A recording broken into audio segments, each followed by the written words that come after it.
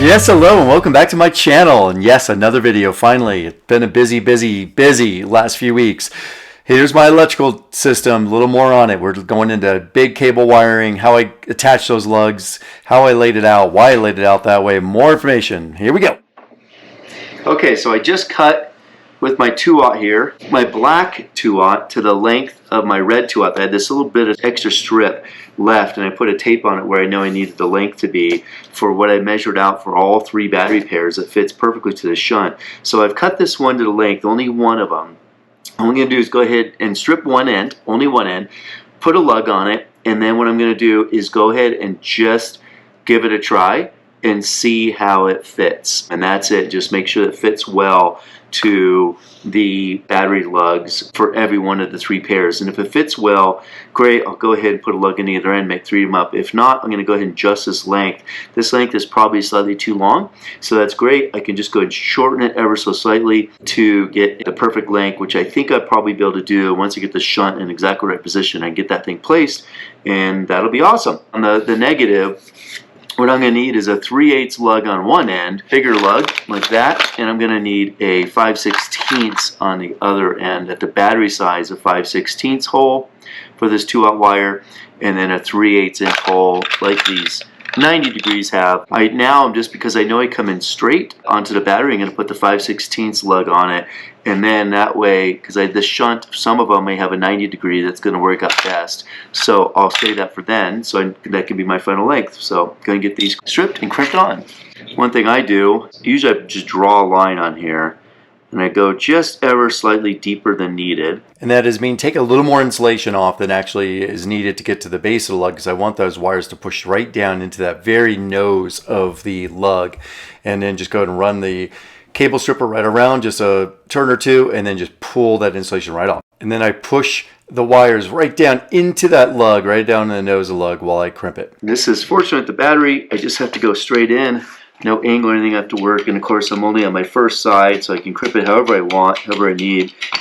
And the other side will have to get an angle, but here I don't, so it's just a matter of getting good placement on the lug. And this one, come a little bit closer to the end of the lug, tighten that back up, just go a second crimp closer to the end. So one down on the end by where the insulation is, and one down the other end that gets bolted down, so it's a double crimp, very solid. Okay, there we go. Now, we have ourselves a really good crimp, solid. I will put a piece of heat shrink over that, such as this right here. When I get this sized up perfectly, that'll take care of it. And then a quick test fit before moving on. Going to 24 volts allows me to use smaller wires. Matter of fact, this is 2-aught wire, which is way bigger than what I'd actually need. I only really need number 2 wire doing the load calculations for the distance that I have from the battery to the links distribution. So I could get by number 2, that'll handle up to about 230 amps, but being that each battery is limited to 200 amps by its BMS for charge or discharge, instantaneous charge or discharge. Even though it's 300 amp hours of battery capacity, they can only put out or take in 200 amp. That's really what I'm sizing these to, is that it? Because that's their peak amount of capacity they can put out or take in. So I'm really sizing them 200 amps, but I wanted a little bit more headroom just in case I go over that for some reason. So I want to give them fuses of 250 amps. It's very common to give fuses that are typically in that 10 to 30% over what that circuit needs to make sure that you don't blow a circuit right at its limit. And so that'll give me 250 amps to give that BMS a little bit of room to go a little bit over that 200 amps, which is possible that it will. And so that puts me really from a number 2 to a 1-aught. I have some 2-aught laying around, so I'm going to use 2-aught. It gives me less, of course, resistance, and it gives me, therefore, also a little bit more ability to charge or discharge at a high rate, even if that BMS doesn't allow me to. It gives a little more safety factor as well. This is welding cable. It's many stranded, very, very flexible, heavy-duty welding cable. It is 105 degrees C rated insulation, so very, very high rated, the highest you can get, or at least for this typical thing.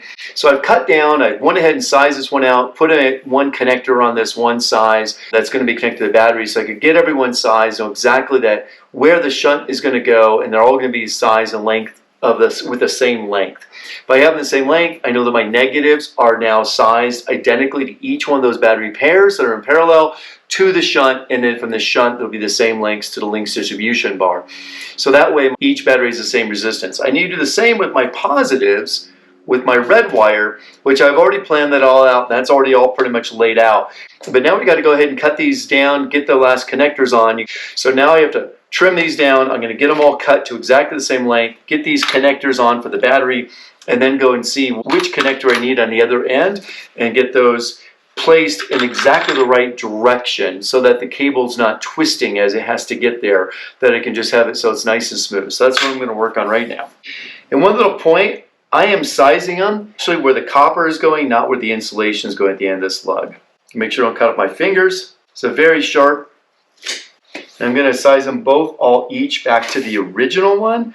And that way, in case that one's ever so slightly longer or shorter, it doesn't matter. They're all going to be basically within a millimeter of each other in length. I'm trying to get a nice clean cut, of course, on these. And then make sure I get them all clean. You can see they have a little natural bend to them because of how they've been sitting. I'm going to go with where it's straighter because this is where it's going to bend more going up to my shunt. And I take my cable stripper and I mark on here where I need to make this cut so that I get all the wire down into that lug. And now I went ahead and I adjusted my length of this so it doesn't cut all the way through. So I just have to kind of tear that off just ever so slightly. And that's why I like this kind of wire stripper, because it basically only cuts down right to the paper before you get to the wire, the copper wire itself. And so you're not cutting through those little tiny strands in the copper wire, just simply cutting through the insulation, and then it just peels right off real nice and easily. And this kind of stripper will work for any size wire. There we go. There's our two cut off. Now, this is where the hard part comes in. We got to use our nice big cable crimper. I'm using the straight 5/16 hole lugs on these that connect to the battery, and I make sure and I push this on that I've got all of the strands completely compressed in there, and I'm going to press this down, the lug down as much as I can to the wire, and I'm also going to kind of line this wire up in a way that I'm using as much of the straight part of the wire as possible. Make sure that my hydraulic crimper is compressed down. I look at the position of my lug. Again, kind of realign my cable here so it's got the bend in the direction I want it to go. And it's fully compressed in here, because once this compresses this lug, there's no turning back. You pretty much have to now discard this wire because it's going to be too short compared to the other ones. And I don't want to do that. And of course, I want to test it out. Beautiful. It's got a nice connection. I'm then going to take a little piece of electrical insulation, heat shrink, and put it on there, just same as the other one here, and get those heat shrunk on there just for a little extra protection. So again, I'm going to go through the same process, make sure I've got all these things all queued up, good placement on the lug here of the die. One little tip, make sure if you have one of these, you don't compress your finger into this thing. And again, I'm pressing in the wire so that I've got it really nice and tight in there. And if you are going to make up your own large battery cable wires and crimp them, I highly recommend one of these hydraulic crimpers. They're way better than the hammer crimpers. I had the insulation cut just ever so slightly longer than needed, so that way that wire just gets pushed right into this rounded portion here. So I can only go up so far, and then a little bit more just press in. And then again, I give it a nice solid tug, great tug, and it is in there. I'm going to use my black insulation to go over this and heat shrink it on and get it just to the right length where I'm covering as much of the lug as possible without, of course, covering that flat spot where we are going to, of course, bolt this down to the batteries. I make sure, of course, I'm clean, getting the dirt and stuff out of there. Usually I like to try to hold up 2 wires at a time, the other one behind the other one, so I could do like something like this to make sure that I'm starting to heat up the other one. And that works really great to start heating up the other one, since it takes quite a bit of heat to get them to shrink. And so I'll do that with this other one. I just want to make sure I'm not holding it too close so I get that other piece of heat shrink wrap in the exactly right place before it does start to melt. That looks really lovely right there. And so now we'll do the same thing over here to this one. Let's get any dust and stuff out of there again. Make sure I'm covering up as much of the lug as possible without covering up any of the flat spot where we're going to connect it. And before I bolt these down, of course, I want to check where I need to have the connectors on the other end, make sure they're all exactly the right length. And then I'm going to clean off these lugs with some rubbing alcohol, get them nice and clean before I go, and the same with the battery connections, before I go ahead and bolt them down to make sure that I have a really good, solid connection without any dirt or anything in between. I think it probably makes a very minimal difference, if any difference, on any resistivity that's going to be between the lug and the battery connection or any other connection. But hey, why not? Let's just make sure it's got a great connection. So let's go fit these in there. Okay, now that I got these crimped on, I'll show you a little bit of what I did here. These two are compressed in, so that way they really get a good solid connection, as much surface area from the cable, the copper cable, to this as well as much protection on the insulation as possible. And then of course I put my heat shrink tubing right over that, and that'll go right over all that. I'm going to heat shrink that down right now. And this protection over that lug, the edge of the lug, and a secondary physical connection to hold these two together. Not that they need it, they're very, very strong. And of course all these angles, you can see when you lay these out that like this one comes in almost at a 90 to this lug here on this side. And the same or similar is true for these ones, where you can see like this angle is a little more than 90 from where this lug is on this end. And same here with this lug here. If I place it like that, this one's kind of going in the opposite direction, a little more than 90. And that's because that was the best layout. So when I heat shrink these down, I'm going to do one more thing as well. After I heat shrink these, I'm going to wrap them in a colored electrical tape as well on each end. So I always know that whenever this, like you look at this, you go, oh, there's a battery lug here that's, you know, got an orange tape on it. Oh, if I follow that to either end, it'll have an orange tape, and then I know exactly which battery pair that this cable is connecting to, and I'll do a different color for each one of these cables. And then heat shrink a little bit of extra tubing around each end of those lugs, provides a nice mechanical connection and additional electrical protection around the end of those lugs. Make sure if there's any stray wires or anything like that, they don't touch anything. And then I go and make a test fit every time I make one of these connections, one of these cables. And since I have 3 battery pairs, I have a interconnect between the 2 12-volt batteries to each of the other 12-volt battery on that pair that makes 24 volts. But also I make sure that each of the positives and negatives are exactly the same length as each other between the battery pairs, so they all get charged and discharged equally. I then go and test fit everything in, and of course install these interconnects between each of the battery pairs for the 20-volt connections. I leave a little bit of a extra wire and tensional in there to make sure it's got a little bit of play, even though these batteries cannot move in any direction, but just to make sure if there's any vibration or anything like that, they're not straining on those cables. So they're always under just a little bit of compression with a little bit of wiggle space. And then of course clean everything up, including the cables and the lugs themselves. All right, really exciting times. I'm actually now connecting my first cables to the battery system, and so I'm doing that with the negatives, connecting those to the shunt. Let me show you a little bit what I've done here. So I've got each of the negative battery cables marked with an identifying color that's also matched on the other end of that cable. So this one's orange, got a green to a green, and a blue to a blue, so I know where everyone goes. I went ahead and I did my little bit of a angle adjustment here, so that 90-degree lug I've changed it more like almost a 45, and so it matches in perfectly. This one's fine here. When these come together, they'll be completely tight, and this one's got a little room to play. The shunt's still a little bit loose itself in here, and so that needs to be also tightened down, but the bolts are in there, so it's held placed, but it can still slide or move it just ever so slightly.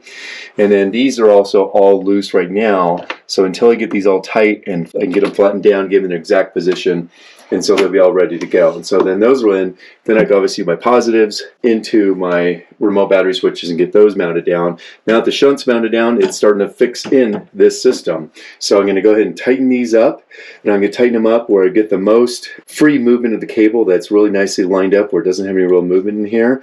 And then once I get those tightened up, I can tighten up the other end here. And that way I got like the least amount of tension on these cables as they're all tightened up. Now that these are all tightened up, then I can run my cables from here, the other side of the shunt, the load side of the shunt, to my negative on my links distribution. And because I have my big loads down this end, my alternator comes in here, my 24-volt alternator, my inverter is connecting into there, and also a couple of large connections that are connecting in this end. Having the negatives down this end is nice. The positive are mostly going to be down this end as well, but a little more distributed across it, which is great. So those loads are distributed across. They don't have a lot of resistance building up across there with a lot of loads on one end, and they call it the battery on the other end. Instead, I really have the battery mostly in about a third or a quarter of the way in, and most of my loads on this side, and then more lighter loads going down, but still a little bit of battery and negative connection going down. So that way my loads and my batteries are very well distributed across, and everything's, like I said, nicely labeled and marked and so forth. And then I will mark also with my tape. I'll put a mark on the tape of that battery pair as well. So like this pair here, the orange coming to it, I'll do the same for the positive. I'll get an orange on that side. So I always know that my orange is positive or negative, goes to this battery pair, and with an orange piece of tape across it, I'll know that that's that battery pair. And so that way they're well marked. Now I could have also put some other identifier on here, like a number 1 or number 2, but hey, it's really easy and quick to identify the color. Much easier and quicker to identify the color than trying to look for a number, particularly in a dark space. So it's a really quick, easy way to identify it. And also the way I did this, because I have 3 battery pairs and this 1000 amp shunt also has essentially 3 bolted connections. This one's a through bolt, it's a single bolt, whereas this is a separate bolt, but this through bolt gives connection on both sides. So I can have each battery pair coming into its own connection on each side, reducing the resistance from both the negative cable to the shunt, and the same from the shunt onto the links. So it gives me a really nice setup. It's a really great way to build a, not have to stack lugs, because like if there was a lug, if I had to stack this, for example, stacking a lug on top, obviously the lug on top is going to have more resistance than a lug that's up right up against the shunt, because it would have to, all those electrons would have to flow from the upper lug or the outer lug through the inner lug that's up against the shunt and into the shunt. So anyways, this is a really great way to do it, so I don't have that kind of resistance going on there.